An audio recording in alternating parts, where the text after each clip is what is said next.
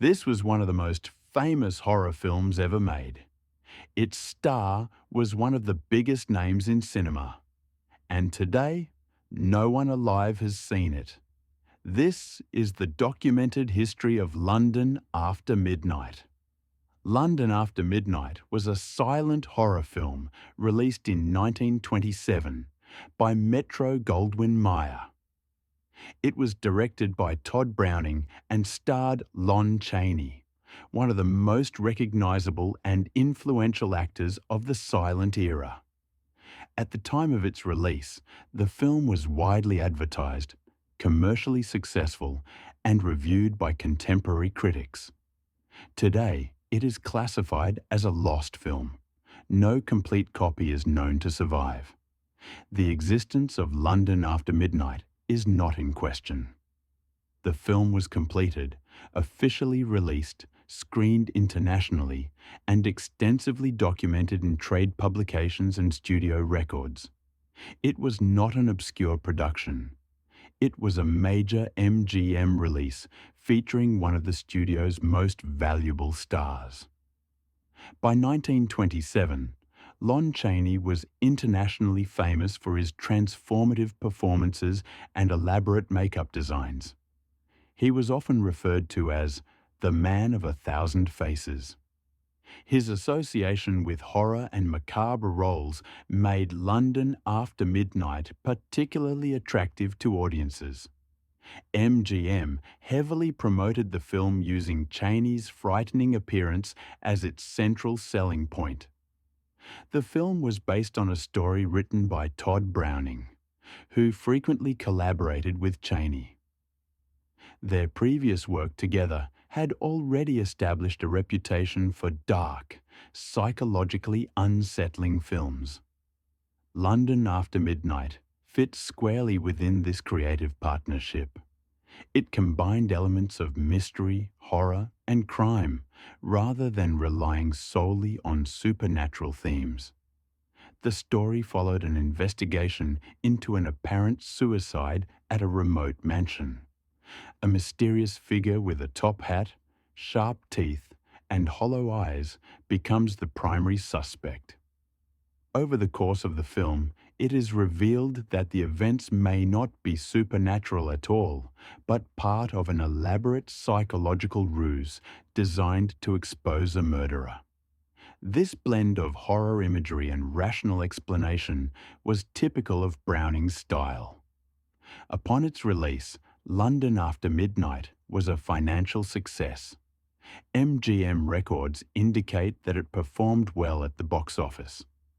Reviews from the period describe the film as eerie and unsettling, with particular emphasis on Chaney's appearance. While some critics found the film disturbing, it was generally considered effective entertainment. The film's visual impact was significant.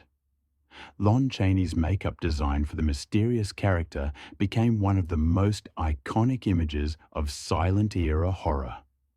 Promotional stills and lobby cards emphasized his exaggerated facial features, staring eyes, and unsettling grin.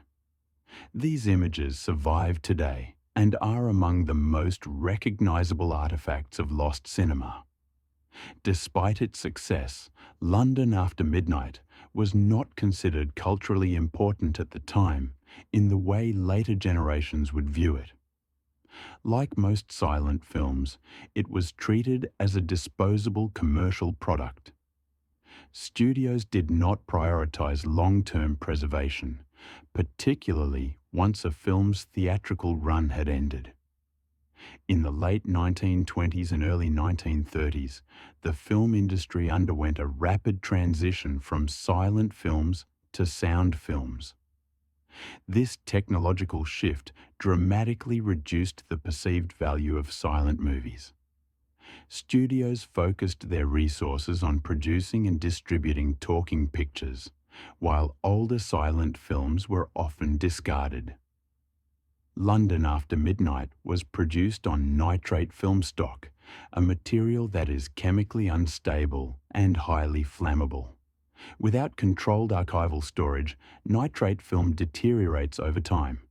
It can shrink, warp, decompose, and eventually turn to powder. Fires involving nitrate film were common and often catastrophic. MGM, like many studios of the era, stored its film negatives and prints in centralized vaults. These facilities were not designed for long-term preservation by modern standards. As silent films lost commercial value, studios often destroyed older prints to free storage space or reclaim materials.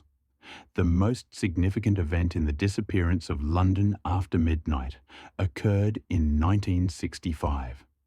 That year, a fire broke out at an MGM storage facility. The fire destroyed a large number of silent-era film negatives and prints. Studio records and later archival research indicate that the last known complete copy of London After Midnight was lost in this fire.